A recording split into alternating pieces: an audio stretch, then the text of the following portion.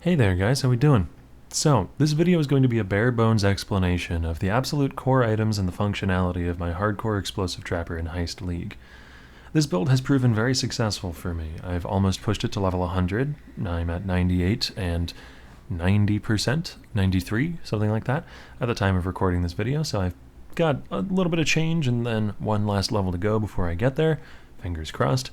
And I've handled quite a lot of endgame content. I've downed Cyrus, I've downed Shaper, Elder, Cortex, Simulacrum, a few other things. Some of that footage will be playing in the background. I'll also have some mapping footage interspersed so that you guys can see that going on and get a good idea of how the build plays in boss fights as well as while clearing.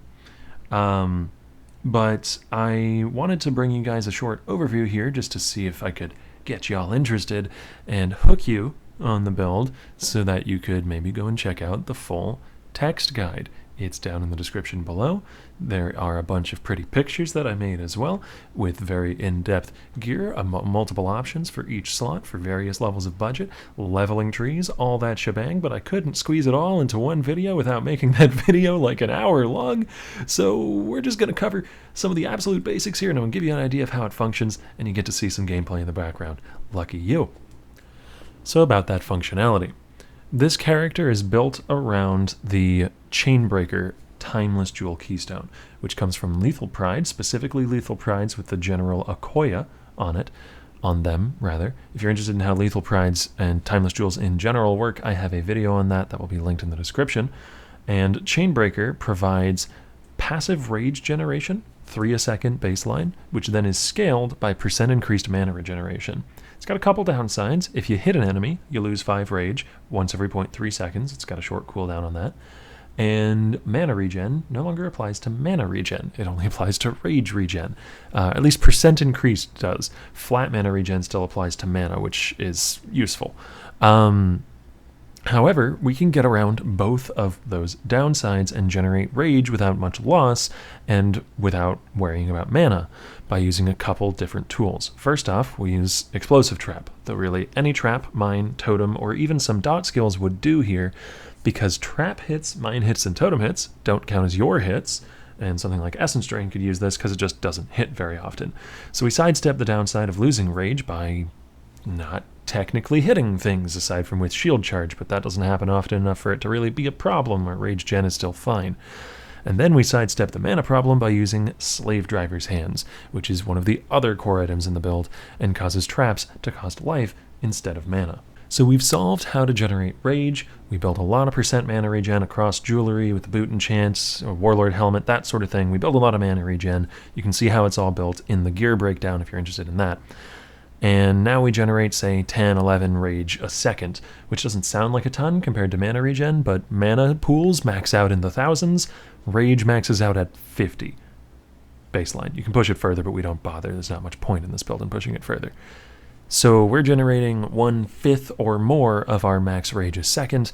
That's pretty darn good. Why are we doing that, though? What is the point? The point of generating that rage is not just to bottle it all up and never let it go and be mad forever. No, the point is to use Berserk, specifically Divergent Berserk, which is one of the other core items in the build. Berserk itself is already a super powerful tool, and honestly probably worth fitting into the build even without access to Divergent. Berserk gives you more attack speed, more attack damage, more movement speed, and less damage taken. This is effectively, for this build, the equivalent of a Quicksilver Flask and Fortify up about 80 to 90% of the time, which is quite strong in its own right. But then you grab an Enhance and you link that bad boy to Divergent Berserk, which gives more spell damage per point of quality, and you end up with also a Righteous Fire worth of damage or more, depending on how far you scale quality, which it can be scaled pretty damn far. I don't actually take it to its limits in this build, because doing so is not worth the opportunity cost of some gear slots, but I take it far enough that I'm getting 44% more damage out of my Berserk whenever it's up, which, as I just mentioned, is around 80 to 90% of the time. So just to recount, that's more than a Quicksilver of move speed, a little less than a Fortify of damage mitigation, and more than a Righteous Fire of more damage multiplier up on a single button 80 to 90% of the time. Pretty darn powerful core to build around. And like I said, build around it we do. We go with Explosive Trap because Explosive Trap is actually just kind of insane and very few people use it, mostly because people don't really like traps that much, but personally I don't mind the playstyle. Explosive Trap actually has some very nutty damage. You can get 10 or 11 explosions out of each individual trap relatively easily. Roughly 6 or 7 of those will connect with a single target out of a trap throw, I find, with some PvP testing. That's about how many would hit a player, and a player is a pretty average model size. Larger enemies you probably hit with more. That's my estimation though, 6 or 7 hits. And then you multiply that by your average hit damage, which can be somewhere in the range of 80 to 100 something thousand, depending if your gear is really good. On starter gear you have closer to like 40 to 50,000. So you take that, you multiply it by 6 or 7, then you multiply it by 3 because you're throwing 3 traps with cluster trap, and then you multiply that by your throwing speed, and then you have a DPS number, and that doesn't even count the fact that traps can prelay damage, so you get quite a lot of damage out of it already, and it does really like having a big ol' more multi.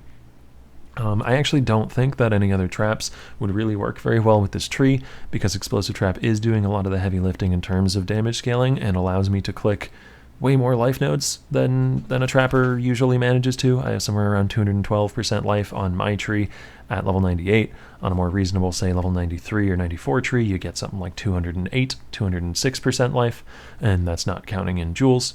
So you can get quite tanky on this build. I have 7.5, 7.6k life and a bunch of defensive layers, but all that is listed in the guide.